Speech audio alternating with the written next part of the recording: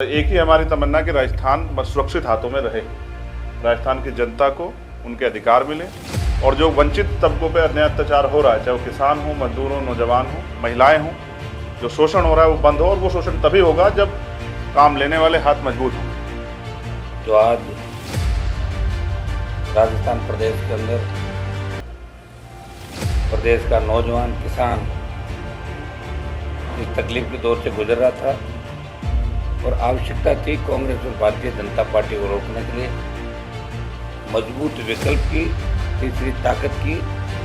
और आज इन्होंने राष्ट्रीय लोकतांत्रिक पार्टी, जो लंबे समय से हम दोनों के बीच बात चल रही थी, आज गठबंधन की अंतिम मोहर लगाई। इनको धन्यवाद देता हूं कि राजस्थान के जवान, किसान, दलित की पीड़ा को समझते हुए इस प्रदेश को इन दोनों पार्टियों से मुक्त करके और किसान, जवान, दलितों की सरकार राजस्थान में बने। और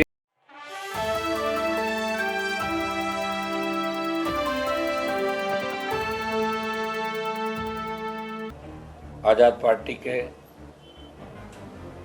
हमारे चीफ भाई चंद्रशेखर जी ने जो आज राजस्थान प्रदेश के अंदर प्रदेश का नौजवान किसान इस तकलीफ के दौर से गुजर रहा था और आवश्यकता थी कांग्रेस और भारतीय जनता पार्टी को रोकने के लिए मजबूत विकल्प की, तीसरी ताकत की। और आज इन्होंने राष्ट्रीय लोकतांत्रिक पार्टी, जो लंबे समय से हम दोनों के बीच बात चल रही थी, आज गठबंधन की अंतिम मोहर लगाई। इनको धन्यवाद देता हूं कि राजस्थान के जवान, किसान, दलित की पीड़ा को समझते हुए इस प्रदेश को इन दोनों पार्टियों से मुक्त करके और किसान, जवान, दलितों की सरकार राजस्थान में बने। और ये गठबंधन लंबे समय तक देश में चले, इसकी ठोस शुरुआत इन्होंने की। और मैंने इनसे आग्रह किया कि आप स्वयं यहाँ आरएलपी कार्यालय आके और जवानों को संबल दें और समर्थन की घोषणा करें। मैं इनको धन्यवाद देता हूँ और हम मिलके राजस्थान में चुनाव लड़ेंगे और मजबूती से राजस्थान का जवान इस बार, जिस तरह पिछली बार 80 लाख वोट कांग्रेस बीजेपी के खिलाफ राजस्थान के अंदर आए थे, जिस तरह का माहौल राजस्थान में रहा, भ्रष्टाचार, पेपर लीक की घटनाएं थे, बजरी माफिया का आतंक, दलितों पर अत्याचार, किसान आत्महत्याएं, नशे की बढ़ती प्रवृत्ति, इस सब में कहीं कहीं राजस्थान का युवा और किसान बदलाव की तस्वीर देखना चाहता है, उम्मीद रखता है वो। लेकिन कांग्रेस और भारतीय जनता पार्टी जो लंबे समय से शासन के अंदर है, धन बल, बाहुबल और सत्ता के बल के आधार पे उस सच्चाई को कुचलने का प्रयास कर रहे हैं। ऐसे समय में नौजवानों को संगठित होने की आवश्यकता है। नौजवान उम्मीद भी कर रहा था लंबे समय से, ये एक जो राजस्थान लंबे समय चाह रहा था, यहाँ बदलाव हो। आज बदलाव की इस कड़ी के अंदर चंद्रशेखर जी को धन्यवाद दूंगा कि इन्होंने हमारी बात को रखा, हमारे आग्रह पे गठबंधन की पहल की।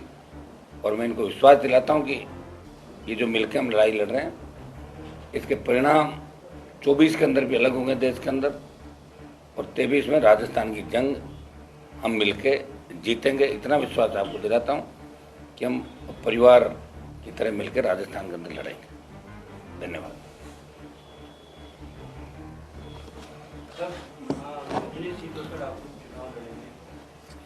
देखिए, आज सीटों को लेकर हमारे कोई दिक्कत नहीं किसी तरह की, 200 सीटें राजस्थान के अंदर, और हम चाहेंगे कि जीत कैसे हासिल हो, कैसे जीतें, इस पर मंथन चल रहा है। हमारी पार्टी की जो टीम है, यहाँ इनके प्रभारी सतपाल जी और पार्टी के हमारे विधायकों ने बैठ के काफ़ी इसके अंदर चर्चा भी करी और करीब करीब सीटों में किसी तरह की हमारी दिक्कत नहीं आएगी। आजाद समाज पार्टी ने कई घोषणाएं कर चुकी है, उसे कोई फर्क नहीं पड़ता। पूरा हम चाहेंगे टिकटों की घोषणा जो करी उसमें कोई हमारे इतना ही टकराना है कहीं भी। हम प्रयास करेंगे कि मिलके इस बार राजस्थान के अंदर जो वोट कांग्रेस बीजेपी के खिलाफ 80 लाख वोट पिछली बार गया, तो 1.5 करोड़ से ज़्यादा बढ़ेगा वो वोट एक जगह है। उसके अंदर भी ये भी चाहेंगे कोई अन्य दल जो कांग्रेस बीजेपी के खिलाफ हैं, वो अगर हमारे इस मोर्चे में या मुहिम में शामिल होने थे, उनका भी हम स्वागत करते हैं। पहली लिस्ट कब तक आ एक लिस्ट आरएलपी पार्टी की, तो एक लिस्ट हम अभी चर्चा कर रहे हैं। एक लिस्ट में हम निकालेंगे लिस्ट, उसकी संख्या करीब 13 से 15 करीब होगी। हम दोनों बात कर रहे हैं, अभी करके उसको निकाल देंगे। उसके बाद हर दिन लिस्ट आएगी।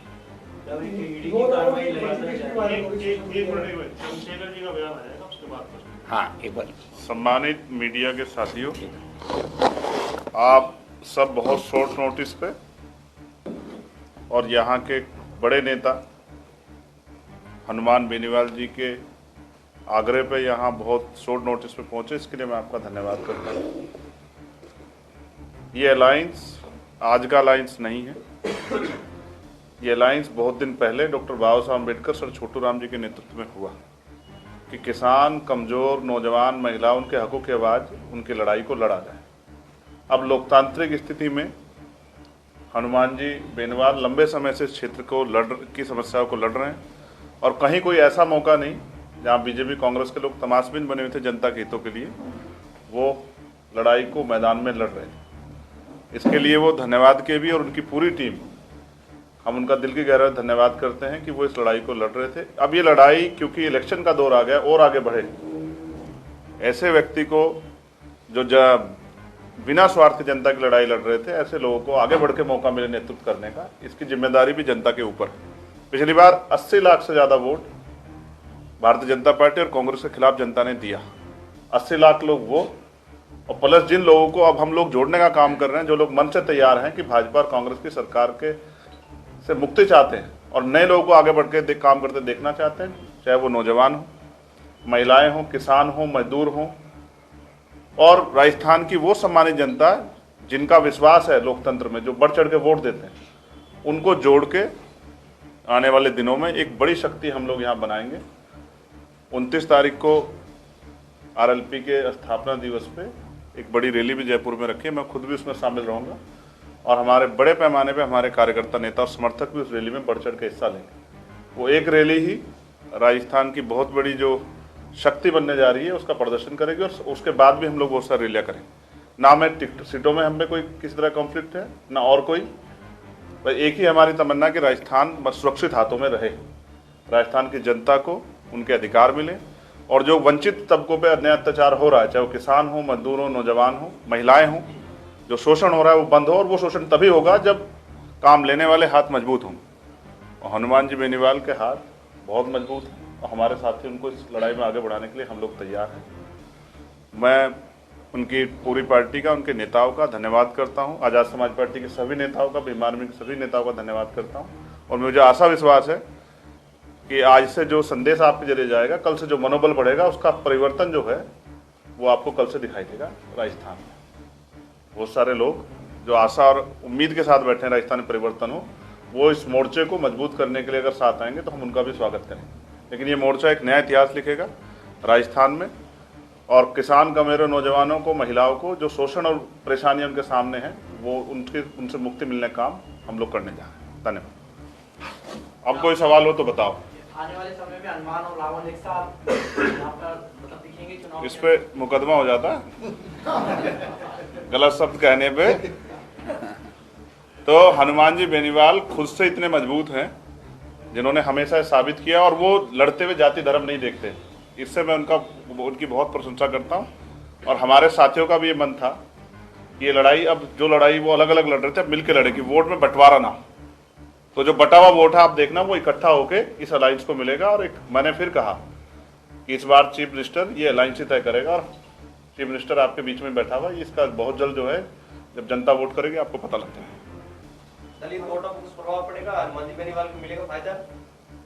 वो उनको उनमें उम्मीद देख रहे हैं भविष्य की, आपके हिसाब से? और हम उनके साथ खड़े हैं। आपके हिसाब से क्या? यहाँ हमारे नेता हनुमान जी बेनीवाल है, और हम उनके पीछे खड़े होकर यहाँ का चुनाव लड़ाएंगे, और इतनी मजबूती से लड़ाएंगे कि जो लोग बहुत दिनों से उम्मीद लगाए बैठे थे कि हमें भी आगे बढ़ के कुर्सी संभालने का मौका मिले, उनकी उम्मीदों को पंख लगेंगे। आजाद पार्टी की ओर से सीएम बेनीवाल साहब को बोल रहे हैं, बहुत जल्द बता देंगे। 29 तारीख की रैली में आप लोग आना, सबका स्वागत है। गठबंधन 200 सीटों पे चुनाव लड़ेगा। हाँ, 200 पे लड़ेगा। हनुमान जी, जिस तरीके से प्रदेश में बड़ी कार्रवाई देखने को मिली है ईडी की तरफ से, उस कार्रवाई को लेकर आप क्या कहेंगे? देखिए, ईडी की जो कार्रवाई हुई है ये उस समय होनी चाहिए जब पेपर लीक की घटनाएं हुई। अभी कार्रवाई, और दूसरा मैं कहना चाहूँगा कि खाली कार्रवाई से नहीं होता, दो चीज़ होती है। मुख्यमंत्री बयान देते हैं जल शक्ति मंत्री के खिलाफ कि ये संजीवनी के अंदर आरोपी, सीएम खुद ही बयान देते हैं रोज, तो आरोपी तो गिरफ्तार करें, और नहीं है तो बयान नहीं दें। किसी की छवि धूमिल करना मकसद नहीं होना चाहिए।